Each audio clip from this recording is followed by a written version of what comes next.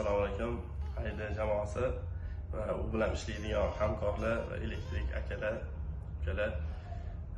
Biz hozir Namangan shahriga keldik.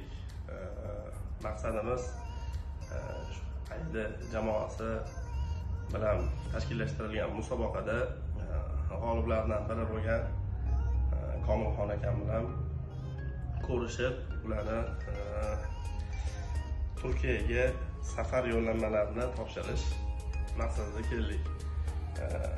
Komilxon aka, Alloh xayr etsin, manfaat etsin.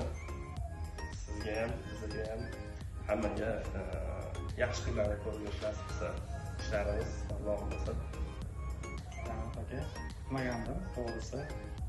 Hamkorligimiz davom etsin. Rahmat.